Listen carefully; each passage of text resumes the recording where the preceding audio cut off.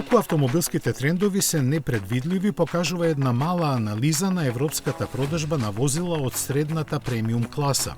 Главни протагонисти секако се моделите на германската тројка, каде предводи BMW со својата серија 5. Без оглед на вкупните бројки, она што привлекува внимание е структурата на продаденото, во која со по еднакви 30% учествуваат дизел и плагин моделите.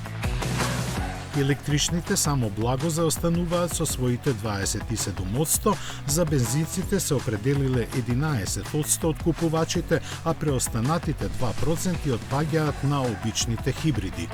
Друга бројка која звучи како да пркоси на трендовите е учеството на караваните со 60% од вкупната продажба.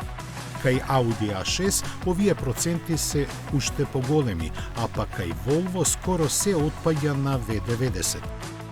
Но треба да се има предвид дека германскиот пазар е тој што го одржува премиум сегментот, бидејќи доминантни 46% од купувачите доаѓаат од таму.